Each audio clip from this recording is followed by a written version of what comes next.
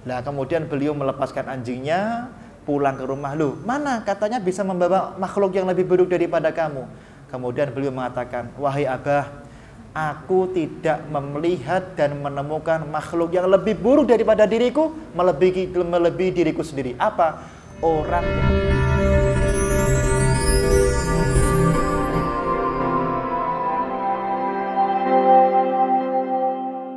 Di malam hari ini kami didhawuhi sama Habib Abdurrahman untuk menyimakkan sedikit pengetahuan yang Allah titipkan pada kami. Semoga nanti menjadi sesuatu yang diberkahi oleh Allah Subhanahu wa taala. Kula teringat ketika saya mau pulang dari Mukalla, dari Universitas Imam Syafi'i. Saat itu uang kula tinggal beberapa. Terus wah, ini uang sedikit ini harus tak pakai untuk sesuatu yang manfaat. Ini kami pakai untuk ziarah ke Hautah, ke tempatnya Habib Ahmad bin Zain Al-Habsyi. Di sana ada kitab bagus berjudul Syarhul Ainiyah. Kalek 2000 rial saat itu, tak beli ya. Di dalam kitab Syarhul Ainiyah itu ada kurang lebih 79 faedah. Kalau menurut kula 79 faedah. Nah, di malam hari ini mungkin saya akan menyampaikan 3 bab daripada kitab Syarhul Ainiyah. Bapak Ibu yang dimuliakan oleh Allah Subhanahu wa taala, Al-Habib Ahmad bin Zain Al-Habsyi itu menganjurkan kalau kita ingin menjadi orang yang sukses, kuncinya 3. Yang pertama adalah yaitu jadilah orang yang selalu punya niat yang baik. Sebagaimana beliau menukil di dalam kitab Ihya Ulumuddin bahwasanya niyatul mukmin khairun min amalih, dan juga ditulis oleh Imam As-Subki di dalam kitab Asybahun Nadhair. Asybahun Nadhair itu ada 2, karya Subki sama karya Imam As-Suyuti. Jadi barang siapa orang yang niatnya orang mukmin lebih baik daripada amalnya, maka monggo kita semuanya selalu punya niat yang baik. Sementing niat dulu ya, niat dulu. Imam Abu Laits niku gadah kitab berjudul Tanbihul Ghafilin. Di dalam kitab Tanbihul Ghafilin dikisahkan tentang salah satu kisah Isra Mi'raj Kanjeng Nabi. Dikatakan yu'ta bil 'abdi yaumal qiyamati fayuhasibu. Kanjeng Nabi itu pernah dibawa sama malaikat menuju ke timbangan mizan. Kemudian Kanjeng Nabi melihat ada orang yang digiring oleh Allah, oleh malaikat menuju timbangan amal baik dan buruk. Fayastahiqun nar bikasratiz dzunubi wa qillati hasanati. Orang ini ditok-tok sama malaikat, kamu neraka. Kenapa? Banyak amal maksiatnya daripada amal soleh. Ketika mau digiring ke neraka, orang ini yarta'addu niku moh berontak. Ketika berontak Allah dawuh, ya malaikati ungduru daftar. Kat malaikat, minta tolong kat, kamu cek satu kali lagi. Hal lahu syai'un, apakah mungkin dia punya sedikit sesuatu amal soleh sehingga mungkin aku akan ampuni semua dosanya, aku jadikan dia menjadi ahli surganya Allah Subhanahu wa taala. Allah mengatakan, malaikat mengatakan, qalu ya rabbana la najidu lahu syai'un hasanah. Wahai Allah, kami telah mengecek ternyata orang ini tidak punya amal soleh belas dalam seluruh hidupnya. Allah mengatakan, indana lahu syai'un, kat malaikat, menurutku wahai malaikat, orang ini punya amal soleh. Loh, apa ya Allah? Innahu nama, bermaksiat orang ini kemudian tidur. Fastaiqadha, di malam hari dia ngelindur. Perso ngelindur nggih, ngelindur, tahu ngelindur. Bangun tidur sebentar. Wa arada ayat Qur'ani. Lah tiba-tiba dia dengar ada majelis zikir. Lah dalam hatinya dia ada kerentek, ya Allah, aku tak sekali-kali mendatangi majelis zikir. Fahulla ba'alaihin naum, tapi karena ngantuk yang luar biasa, kemudian orang ini falam yakdir ayat Qur'ani. Orang ini tidak jadi datang di majelis zikir. Allah mengatakan, ishhadu inni qad ghafartu bidzalik. Walaupun orang ini itu tidak jadi datang di majelis zikir, tapi karena pernah niat datang di majelis zikir, aku ampuni semua dosanya, aku jadikan dia menjadi ahli surganya Allah Subhanahu wa taala. Insyaallah panjenengan yang sudah datang di sini insyaallah menjadi ahli surganya Allah nggih. 10 Muharram itu salah satu kisah di dalam kitab Nihayatuz Zain karya Imam Nawawi. Itu adalah kisah Nabi Ibrahim selamat dibakar oleh Raja Namrud. Habib Zain bin Semit itu di dalam Manhajus Sawi menceritakan tentang kisah kodok sama kisah cicak nih. Innallah tenggene Manhajus Sawi nggih. Tentunya di Pasar Kliwon dikaji kitab itu. Kita Manhajus Sawi. Dikatakan innallaha ta'ala syakara lidifda haitsu hamala fihi ma'an litang dikatakan litutfi anaron namrud an Ibrahim alaihi salatu wassalam.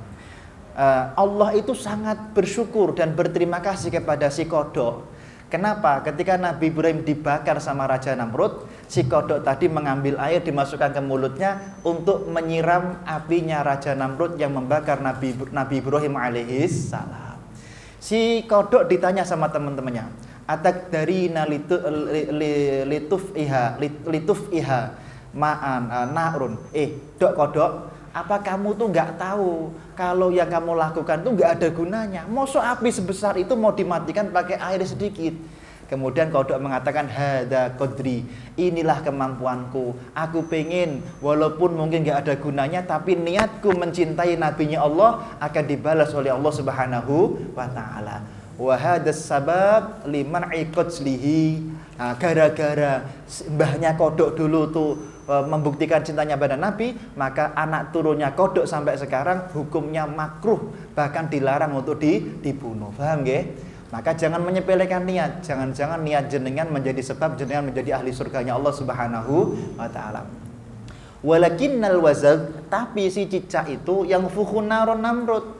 Cicak itu malah ketika melihat Raja Namrud membakar Nabi Ibrahim yang fukhunar, disebul-sebul apinya.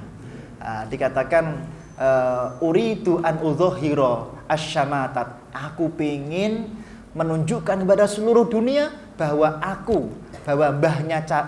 mbahnya si kodok ini adalah makhluk yang sangat benci kepada nabinya Allah Subhanahu wa taala. Gara-gara ini apa? Maka hatta rohoballahu ta'ala hatta rohobasyari likojlihi. Gara-gara mbahnya cicak dulu meniup-niup apinya Raja Namrud yang membakar Nabi Ibrahim, akhirnya sampai hari kiamat kita sunnah membunuh cicak. Walaupun mungkin saat itu perbuatannya cicak gak ada gunanya, tapi niat buruk cicak menjadikan anak turunnya sunnah dibunuh sampai hari kiamat. Maka monggo kita semuanya selalu punya niat baik di mata Allah Subhanahu wa taala.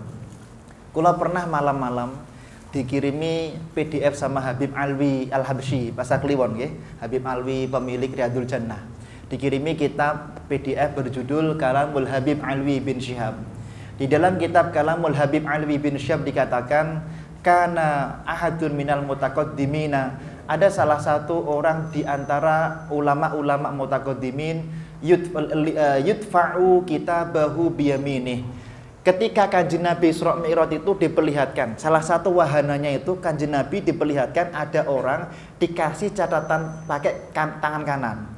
Kemudian si laki-laki tadi fawujida fiha hajjan wa tasaddaq wa shadaqatan wa jihadan. Teng kitab itu tertulis enten orang ini ahli haji, ahli sedekah, ahli jihad dan seterusnya panjang. Orang ini terus matur, ya Rabb, laisa hada kitabi, ini bukan catatan amal baikku ya wahai Allah. Allah mengatakan kunta ishta umron tawilan. Mas, sampean itu hidupnya dulu panjang 70 tahun. Kemudian kamu itu selalu mengatakan laukana lima lun hajjastu bihi ya Allah minhu, ya Allah andaikan aku punya harta ya Allah aku pengen setiap tahun naik haji. Lah walaupun kamu itu nggak pernah naik haji, tapi di Lauhil Mahfuz tetap tertulis naik haji tiap tahun karena kamu punya niat pengen naik haji. Laukana lima lun tasaddaqtu minhu ya Allah, nak kula gadah rezeki sing kathah, aku setiap hari pengen sedekah 16.000 dirham. Tapi karena kamu miskin istiqomah, makanya kamu tidak pernah sedekah. Lah kamu karena punya niat itu, kamu ditulis di Lauhil Mahfuz setiap hari kamu seakan-akan sedekah dan lain sebagainya. Lah niki Bapak Ibu, makanya monggo kita semuanya punya niat yang baik. Niat yang mulia akan menjadikan sebab kita semuanya dimuliakan oleh Allah Subhanahu wa taala.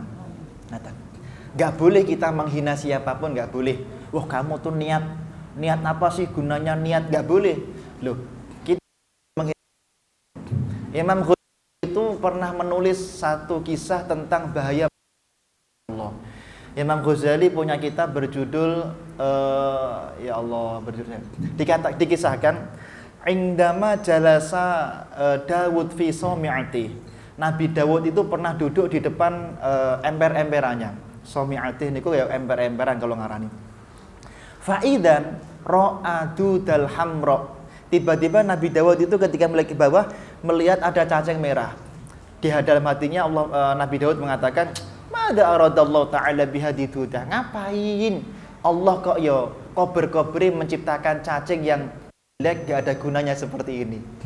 Kemudian fa'alhamani Allahu ta'ala hatta takallamat. Si Allah memberikan, ya ini Bapak Ibu, salah satu dari 4 hewan yang bisa bicara itu cacingnya Nabi Dawud alaihis salam. Nah, kitabnya namanya Muqasyafatul Qulub ya, kalau Nabi ingat. Muqasyafatul Qulub, saya baru ingat. Di dalam kitab Muqasyafatul Qulub dikatakan cacingnya mendapatkan ilham dari Allah sehingga cacingnya bisa berbicara. Amma alim daya Dawud, Dawud, ketahuilah wahai Nabi Dawud, alhamani Allah Ta'ala, setiap pagi kami para cacing-cacing seluruh dunia Allah ciptakan untuk membaca subhanallah walhamdulillah wala ilaha illallah alfa marrah, 1000 kali. Agar apa? Masyarakat sini semuanya tidak mendapatkan musibah dari Allah Subhanahu wa taala. Paham nggih? Cacing lho sing elek banget. Wa alhamani Allah wa amarani Allah taala, dan kami para cacing-cacing seluruh dunia diperintahkan oleh Allah untuk setiap malam membaca ini salawat yang saya dapatkan dari Habib Lutfi, Allahumma sholli ala sayyidina Muhammadin nabiyil ummi alfa marrah, 1000 kali. Setiap malam para cacing-cacing membaca itu. Maka semenjak itu Nabi Dawud gelo Bapak Ibu, gelo, dan Nabi Dawud tidak lagi menghina si cacing. Maka monggo kita semuanya jangan sampai menghina siapapun makhluknya Allah Subhanahu wa taala. Kita hargailah niatnya orang-orang untuk berbuat baik. Ngoten. Bapak Ibu, para habaib, para kiai, para ustadz yang dimuliakan oleh Allah Subhanahu wa taala. Yang kedua, di bab yang kedua, Habib Ahmad Ibn Zain Al-Habsyi mengajarkan tentang pentingnya kita selalu minta kepada Allah Subhanahu wa taala. Andaikan Allah memberi satu doa yang pasti mustajabah untuk antum, untuk ente wahai Imam Hambali, madza turid? Kamu pengen apa Imam Hambali? Imam Hambali mengatakan, doa yang paling utama akan aku minta, ya Allah, semoga Engkau berikan kebaikan, semua kebaikan kepada pemerintah-pemerintah yang sedang menjabat. Paham ya Bapak Ibu nggih? Imam Hambali ini bukan sembarangan. Imam Hambali di dalam kitabnya Sayyid Muhammad Alwi Al-Maliki yang berjudul Syaraful Ummah Al-Muhammadiyah, jenengan pirsa nggih, Sayyid Muhammad itu jenazahnya sampai kemarin, tahun kemarin masih utuh Bapak Ibu. Sampai kemarin masih utuh. Ngajengipun Siti Khadijah, agak kesini sedikit, masih utuh jenazahnya. Pojoknya ada makamnya Syekh Hasan Masyad, pojoknya itu. Sampingnya Sayyid Alawi Al-Maliki. Saya ulangi lagi. Beliau Imam Hambali itu hebat. Salah satu kehebatannya yang tidak dimiliki ulama yang lain apa? Habib Zain bin Semit menulis tenggene Manhaj Sawi, Ro'a Imam Ahmad bin Hambal Rabbal Izzati mi'ata marrah. Beliau pernah 100 kali bermimpi ketemu Allah Subhanahu wa taala. Kalau mimpi ketemu Kanjeng Nabi sudah banyak ya. Tapi mimpi ketemu sama Allah kan jarang nih. Imam Hambali di mimpi ke-100 sudah niteni, aku nak ngimpi nomor 100, aku bakal tanya satu pertanyaan. Lah bener di mimpi ke-100 Imam Hambali bertanya, "Ya Rabb, ma afdhala taqarraba bihil mutakarribuna ila." Kira-kira ya Allah, kira-kira apa perbuatan yang paling engkau cintai di antara semua perbuatan makhluknya engkau? Allah mengatakan, "Bikalami ya Ahmad. Siapa yang banyak membaca Quran, maka merekalah yang paling aku cintai." Lah bifahmin atau bighairi fahmin? Ya Allah, apakah harus paham tafsirnya atau yang penting semoco? Allah mengatakan bifahmin atau bighairi fahmin. Faham atau tidak faham, mereka yang sering baca Quran, maka merekalah yang akan diangkat derajatnya oleh Allah Subhanahu wa taala. Paham nggih? Nah, kalau pengen mengatakan doa yang paling luar biasa itu ya kita sering-sering baca Quran. Habib Umar bin Hafid kemarin ketika kondur saking Solo 2000 pinten sing rame itu 2015 2020 atau sebelum corona 2019 nggih. Beliau kondur, saya dapat info dari yang dampingi. Beliau mulai dari bandara Indonesia sampai ke Jeddah itu membaca Quran tanpa berhenti dan khatam Qurannya, Masya Allah. Itu guru-guru kita di Hadramaut. Syekh Muhammad Ibn Ali Ba'atiyah kemarin saking Habib Zaki sampai teng Malang baca satu kitab khatam. Dari Probolinggo menuju Buya Yahya kitab Kanzurohi bin Khatam. Masya Allah, itu kebiasaan guru-guru. Makanya ulama-ulama zaman dulu itu nggak pernah waktunya itu nganggur, nggak pernah. Dikisahkan contoh. Salah satu ulama madhab Hambali, Syekhul Islam, beliau menjual kudanya, menjual rumahnya hanya untuk membayar orang duduk di depan kamar mandi. Tujuannya apa? Ketika Syekhul Islam madhab Hambali ini masuk ke kamar mandi, ada pembantunya yang baca kitab dengan suara keras sehingga selama di kamar mandi beliau tetap mendengarkan ilmu. Nah, paham nggih? Jenengan sampun napa dereng niki? Sampun napa dereng? Nah, kalau bisa nanti meniru seperti itu. Paham nggih? Rekan-rekan yang saya muliakan, doa itu penting. Dikatakan di dalam Al-Bayan nggih, di dalam kitab Al-Bayan napa? Man lam yas'alillah yaghdabullahu. Barang siapa orang yang tidak minta kepada Allah, maka dia akan dibenci oleh Allah Subhanahu wa taala. Barang siapa orang yang tidak minta kepada Allah akan dibenci oleh Allah Subhanahu wa taala. Begitu juga dikatakan oleh Al-Habib Abdullah Al-Haddad di dalam Nasihatud Diniyah. Jadi nak mboten purun donga malah dipun coba kali Gusti Allah. Saya pernah membaca satu hadis tapi dereng kula cek hadis ini sahih atau tidak. Dikatakan ma min sautin ahabbu indallah. Tidak ada suara yang lebih Allah cintai melebihi suara seorang hamba yang nangis merintih minta kepada Allah. Kenapa? Karena mendapatkan cobaan dan berdosa kepada Allah Subhanahu wa taala. Makanya Imam Ghazali tenggene Minhajul Abidin menjelaskan kadang-kadang Allah itu sengaja memberi cobaan kepada kula panjenengan bukan karena Allah benci, bukan, tapi karena Allah melihat jenengan lupa nggak minta kepada Allah. Jadi dikasih cobaan biar ingat sama Allah Subhanahu wa taala. Loh, ulama-ulama zaman dulu begitu loh, Mas. Syekh Umar Al-Mukhdar, beliau kok di salah satu buku saya baca, beliau tidak pernah makan kurma dalam seluruh hidupnya. Kenapa? Karena kurma ini enak. Takutnya kalau enak, satu detik lupa sama Allah Subhanahu wa taala. Paham nggih? Kemudian beberapa guru-guru kita nggak mau makan minum susu. Kenapa? Susu niki enak. Takutnya kalau nanti minum susu satu detik lupa sama Allah Subhanahu wa taala. Niku. Makanya penting sekali kita itu kemudian untuk selalu yaitu berdoa kepada Allah Subhanahu wa taala. Berdoa itu bukan karena kita butuh diijabahi. Berdoa itu karena memang berdoa itu perintahnya Allah Subhanahu wa taala. Kemudian Ibu, kalau berdoa, kalau bisa yang komplit, yang detail, paham nggih? Kalau nggak detail bahaya. Dikisahkan misalnya di dalam kitab Kalamul Habib Ali bin Syihab lagi, wallahu alam, kana ahadun minal mutaqaddiminnya madzhab Syafi'i itu berarti sekitar tahun 500 sampai 700. Beda nggih. Jadi jenengan kalau ketemu sama teman-teman alumni Saudi, kok dia sedikit-sedikit mengatakan ulama salaf menurut madzhab Hambali itu sampai tahun 600. Kalau Syafi'i ulama salaf hanya sampai tahun 500. Kemudian sampai tahun 300 500. Nah niki. Lah saat itu ada seorang ulama mutaqaddimin. Dia itu yas'alullah ta'ala husnul khotimah. Setiap hari minta, ya Allah, kula minta husnul khotimah ya Allah. Wa dakhala li soni as-sabun. Lah pada suatu ketika ulama besar niki masuk ke salah satu pabrik sabun. Fakhtarakun nar. Dikatakan ketika masuk ke dalam pabrik sabun, orang ini kepleset kemudian kebakar dan mati dalam keadaan sangat mengenaskan sekali. Kemudian ketika sudah masuk ke alam kubur, diperlihatkan kepada Kanjeng Nabi Muhammad, "Iki lho Kanjeng Nabi, ono umat jenengan sing model kayak gini." Dikatakan di dalam kitab tersebut, "Wa ru'ya ba'da mautihi wa yus'alu." Ada orang yang istikharah dan bertemu dengan orang ini. Dikatakan di dalam kitab tersebut bahwasanya sa'altullaha ta'ala husnal khotimah wa ma sa'altu fi khairin wa afiyah. Aku dulu hidupku itu cuma minta husnul khotimah toh.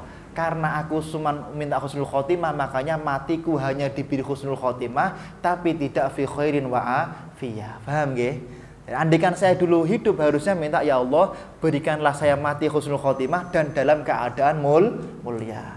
Lah gara-gara doaku cuman husnul khotimah, maka matiku mengenaskan. Lah mati dalam keadaan kebakar itu adalah salah satu mati yang pasti husnul khotimah. Paham nggih Mas nggih? Maka kalau doa itu yang lengkap nggih Mas nggih, doa yang lengkap. Ada seorang ulama lagi, wali niki wali, kalau ini wali. Ditulis oleh Syekh Abdul Karim Al-Qushairi. Tenggene kitab Risalah Al-Qushairiyah. Karena Syekh Umar Al-Hammal. Syekh Umar Al-Hammal itu seorang wali besar. Tapi wali ini dapat tugas, setiap pagi kamu harus menjadi hammal, angkut-angkut beras kali jagung, gandum teng pasar. Sore juga begitu. Kamu nggak boleh makan kecuali dari hasil kerja kamu tadi. Tapi seorang wali besar. Ini perintahnya Allah Subhanahu wa taala. Pada suatu ketika Wali Umar Al-Hammal niku ndonga al-afiyah ya Allah kula pengen afiyah. Ditanya, mal maksud bil afiyah? Maksudnya al-afiyah niku napa Mas Umar Al-Hammal? Umar Al-Hammal mengatakan, "Lau a'taitani ya Rabb khubz raghifaini." Andekan ya Allah jenengan itu memberi aku pagi satu roti, sore satu roti, la'aktafi biha. Jani kula mencekap, kula mboten sah nyuwun yang lain ya Allah. Paham nggih?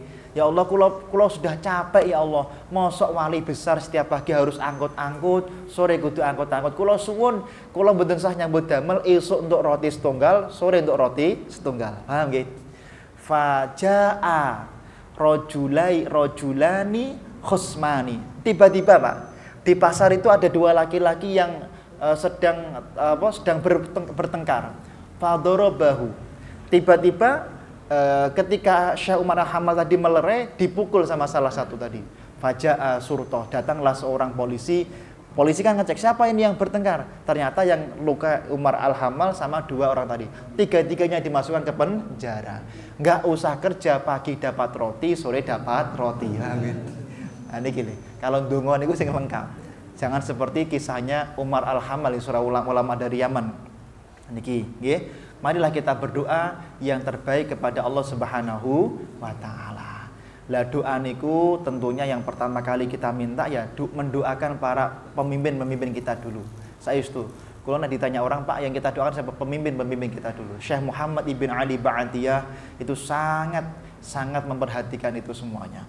Kemudian yang ketiga, kata Al-Habib Ahmad Ibn Zain Al-Habsyi, itu kita harus husnudzon. Berat itu. Tenggene Syarul Ainiyah itu beliau mengatakan begini, belum pantas orang mengaku sebagai umat Kanjeng Nabi Muhammad kalau dia belum mampu memandang setiap dengan pandangan surga. Idza balagha min akhika ma tukrah fatlub wahida udrin ila sab'ina udron. Mboten pantes jenengan mengaku sebagai umat Kanjeng Nabi Muhammad nak jenengan belum mampu memandang siapapun makhluknya Allah dengan pandangan surga. Jadi misalnya sampai 70 alasan. Maka carilah 70 alasan setiap orang itu ahli surga. Habib Abu Bakar Al-Adini ya, yang punya Husaisah. Habib Abu Bakar Al-Adini. Kalau sebelum pulang dari Yaman sempat sowan beliau dan dikasih ijazah. Tak kasih semua ijazah saya. Sanad-sanad itu. Habib Abu Bakar masyhur gitu. Habib Abu Bakar masyhur yang punya Husaisah itu. Beliau setelah mondok di mana-mana seluruh dunia, mondok di mana-mana, kitabnya banyak. Beliau matur sama bapaknya, "Bah, kula pun khatam semua kitab. Bahkan saya juga belajar dalam beberapa referensi di barat. Kira-kira saya sudah boleh ceramah belum ini, Pak?" Abahnya mengatakan, "Khalas, kamu boleh ceramah dengan satu syarat. Kamu harus bisa mencari satu makhluk yang lebih buruk daripada kamu." Habib Abu Bakar, gampang. Besok pagi pergi ke pasar, wah ini ada pezina nih, pezina yuk ikut saya ke rumah, tak bayar kamu. Kemudian sampai jalan Habib Abu Bakar mikir, kamu mbak kamu kok bezina kenapa? Mbah nganu Habib, saya itu nggak punya apa-apa Habib, saya itu orang miskin, butuh biaya untuk anak-anak saya. Kalau saya tidak menjadi PSK maka saya tidak bisa makan. Habib Abu Bakar berpikir, ya Allah, aku lebih buruk daripada bezina ini. Aku punya rezeki banyak tapi tidak pernah memperhatikan tetanggaku, dan aku adalah makhluk yang paling buruk di mata Allah Subhanahu wa taala. Akhirnya bezinanya dilepas. Yang kedua, ada seorang sarik pencuri. Ketika pencuri, ayo ikut saya ke rumah. Ketika ditangkap mau ke rumah, dia mikir, kamu mencuri kenapa? Sama jawabannya. Mereka melakukan kemaksiatan karena membutuhkan hidup. Terakhir ini ada 7 atau 8 yang mau dibawa pulang tapi gagal. Anjing. Lah anjing, wah ini ada anjing ini. Jelas anjing ini diburu dari saya, diburu. Anjing, kamu ikut saya. Sampai di jalan Habib Abu Bakar beliau berpikir, waduh ini anjing ini kan bagaimanapun juga anjing kan tidak masuk neraka, tidak masuk surga, dan anjing ini tidak pernah punya dosa. Karena anjing ini tidak mukallaf, tidak ditaklif untuk melakukan suatu urusan syariat. Lah aku yang ditaklif. Lah kemudian beliau melepaskan anjingnya, pulang ke rumah. Loh, mana katanya bisa membawa makhluk yang lebih buruk daripada kamu. Kemudian beliau mengatakan, wahai Abah, aku tidak melihat dan menemukan makhluk yang lebih buruk daripada diriku, melebihi diriku sendiri. Apa? Orang yang mencari kesalahan orang lain, dialah makhluk yang paling buruk di mata Allah Subhanahu wa taala. Nggih. Niki, makanya mari kita husnudzon, nggih. Imam ada kitab namanya Al-Muhadzab, nggih. Kemarin di Pondok Lirboyo dikaji kitab Al-Muhadzab. Ini ada 2 syarah yang besar. Yang satu Majmu' Syarah Muhadzab 24 jilid karya Imam Nawawi, yang satu kitab Al-Bayan. Dulu ketika kami di Universitas Imam Syafi'i itu 2 kitab itu rujukan. Al-Bayan ini karya Imam Al-Imrani 13 jilid. Imam Al-Imrani mengatakan, kalau manggilnya Imam Imrani, panggilannya Imam Al-Imrani, panjang namanya, Abu Muhammad siapa. Di dalam kitab itu dikatakan man ahabba ayyakhdimallahu ta'ala bil khair falyusnidzon bin nas. Kalau orang itu ingin hidupnya selalu mulia, selalu mudah, dan tidak ada kesulitan sama sekali, maka kuncinya nopo? Selalu husnudzon kepada makhluknya Allah Subhanahu wa taala. Nggih. Contoh yang enggak husnudzon dulu, contoh nggih. Imam Az-Zubaydi, ada yang baca Az-Zabidi juga lah, monggo terserah. Di dalam Ithaf Sadatil Muttaqin beliau menceritakan, kana rajulun dikatakan khurimtu syahrul lail mundu khamsat asyhur. Ada ulama ditulis oleh pengarang kitab Ithaf Sadatil Muttaqin itu, aku itu setiap hari sholat 100 rakaat setiap malam tahajudnya, Quran khataman, tapi suatu malam aku pernah 5 bulan mau bangun malam berat sekali, dan aku tidak pernah bangun malam selama 5 bulan. Khamsat asyhur. Kenapa wahai Syekh? Limadha ya Syekh? Bi ayyi sababin ya Syekh? Kenapa Syekh? Bidzambin adnabtu, gara-gara aku melakukan satu dosa, yang satu dosa ini tidak pernah aku lakukan kecuali tidak sengaja. Apa? Ra'aitu rajulan yabki fil masjid faqultu huwa mura'in. Aku pernah sholat di satu masjid, kemudian di sampingku ada orang yang nangis-nangis. Hatiku terus mengatakan, alah mura'in, pencitraan saja. 1 kali suudon, 5 bulan aku diberi berat beribadah oleh Allah Subhanahu wa taala. Ini kata Syekh Zabidi. Zabidi. Habib nggih. Pengarang kitab itu Habaib nggih. Oke, pengarang Ithaf Sadatil Muttaqin, termasuk Sadah nggih Pak Alawi. Nah itu gara-gara 1 kali suudon melihat orang nangis, kemudian aku berprasangka ini pencitraan tok, 5 bulan aku diberi berat beribadah oleh Allah Subhanahu wa taala. Maka ampun suudon nggih, ampun suudon. Bapak Ibu, saya membaca satu kisah. Ada satu negara ditulis tenggene kitab Nafahatun Nasim Al-Hajiri. Ada satu negara niki mboten pernah kena penyakit apapun, apalagi rebutan bansos mboten enten. Pokoknya negara ini mulia, enggak ada masalah sama sekali. Enggak pernah kena penyakit apapun. Dikatakan kenapa? Kana fi ba'dil amakin suratu qabrin. Negara itu ada satu unduk-unduk seperti kuburan. Wadun annahu dorihatul auliya. Lah orang-orang itu menyangka ini makamnya wali atau makamnya nabi. Maka orang-orang di negara itu kalau punya hajat ziarah ke makam tadi, fazuru. Wa yatawassaluna bihim. Bertawasul kepada kuburan tadi. Ya Allah, saya mohon dengan berwasilah kepada wali ini, ya Allah, kula mohon ABC. Fayaqdiyallahu ta'ala bi i'tiqadihim. Allah selalu mengijabahi doanya orang di negara itu gara-gara i'tiqadnya yang kuat bahwa itu adalah walinya Allah Subhanahu wa taala. Faidan, kalau ada idza fajaiyah itu berarti ada yang ngaget. Jaa ahadun min ahli nur, datanglah seorang laki-laki yang punya mata batin atau kasyaf lah. Dikatakan anna hadza laisa min duri hadil auliya walakinna hadza jifatu himarin. Ini bukan kuburannya wali, bukan kuburan nabi, tapi ini kuburannya seekor keledai, khimarin. Paham nggih? Fana basyuhu fawajadu misla dzalik. Kemudian dibongkar dan ditemukanlah kerangka-kerangka seperti yang dikatakan sama kiai tadi, yaitu bangkai keledai. Maka sang kiai tadi mengatakan bi husni i'tiqadikum bi husni dzannikum, gara-gara husnudzon kalian yang sangat kuat sekali, maka setiap doamu diijabahi oleh Allah Subhanahu wa taala. Paham nggih Mas nggih? Makanya kami dulu ketika di Yaman diajari melihat siapapun husnudzon bahwa ini adalah walinya Allah Subhanahu wa taala. Siapa tahu tengah omah jenengan datang unduan, ini makamnya Nabi nih. Wah, terus minta. Jadi yang penting husnudzon, mintanya kepada Allah Subhanahu wa taala. Kemarin saya direpoti sama Prof Joko ini di UNS di kitab Ihya Ulumuddin, Prof. Nah, di Ihya itu ada satu kisah menarik. Salah satu ulama mazhab Syafi'i. Tapi kalau nggak setuju sebenarnya. Jadi ulama satu ini itu diklaim ulama Syafi'i, tapi kalau membaca beberapa fatwanya itu lebih cenderung Hanafi. Namanya Syekh Yahya bin Aksam, seorang hakim di mazhab Syafi'i. Tapi kalau nggak setuju, harusnya ini lebih cenderung mazhabnya Hanafi. Karena beliau kalau berfatwa menggunakan kitab Badaidus Sana'i, kitab Hasyah Ibnu Abidin, kitab Fatwa Al-Hindiyah, bagi kitab-kitab mazhab Hanafi lah. Dikisahkan di dalam Ihya Ulumuddin, kana Yahya bin Aksam ba'da mautihi, setelah Syekh Yahya bin Aksam meninggal dunia, maka semua orang itu sholat istikharah, pengen tahu ma fa'alallahu bik, kira-kira Allah ngapain Syekh Yahya bin Aksam dalam kuburnya. Syekh Yahya bin Aksam ini di dalam kuburnya diapakan oleh Allah Subhanahu wa taala. Nah, kemudian orang-orang melihat, ya Syekh, ma fa'alallahu bik, Allah ngapain kamu dalam alam kubur kamu? Syekh Yahya bin Aksam mengatakan, auqafani Allah taala baina yadayhi, Allah menempatkanku di tempat yang paling mulia. Terus langsung gitu atau ada kisah-kisahnya? Boten ngeten, ja'ani malakani, saat aku masuk ke kuburan ada dua malaikat yang datang dan ngamuk-ngamuk lah, kira-kira begitu.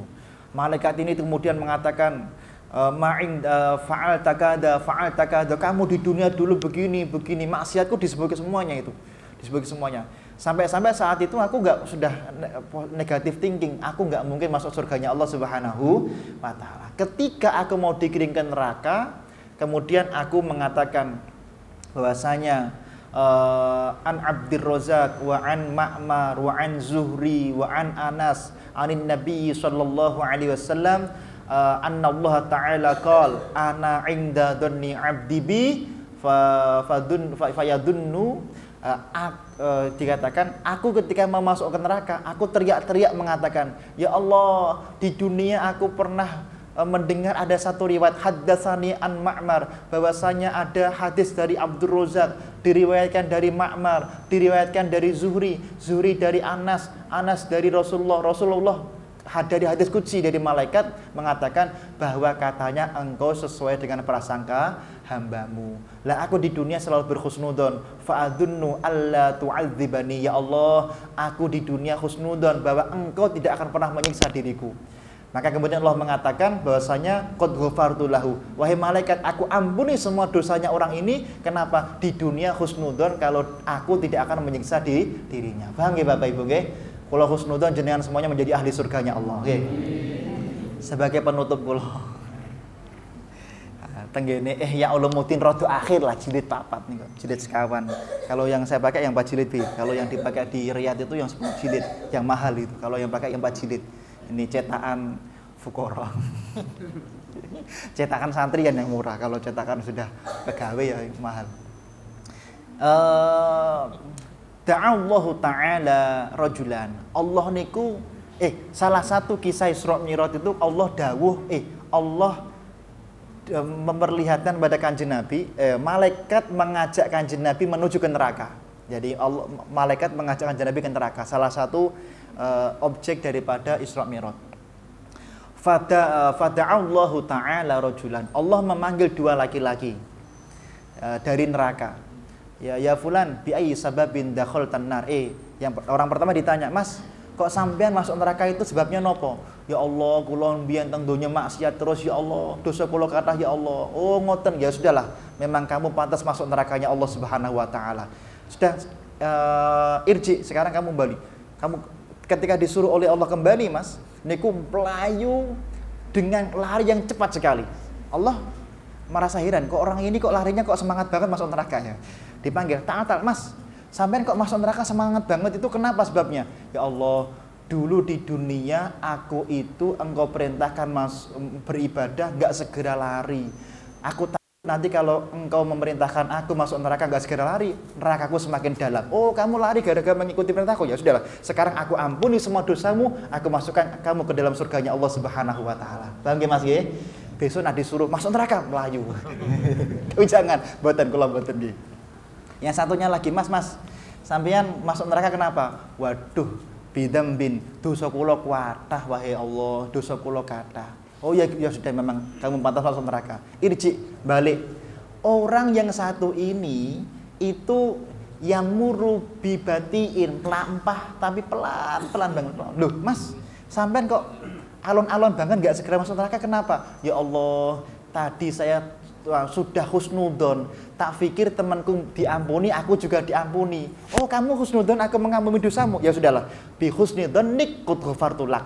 Karena kamu telah husnudon bahwasanya aku mengampuni dosamu tak ampuni dan sekarang kamu menjadi ahli surganya Allah Subhanahu wa taala. Paham nggih Bapak Ibu nggih? Yang pertama niat, yang kedua doa, yang ketiga husnudon.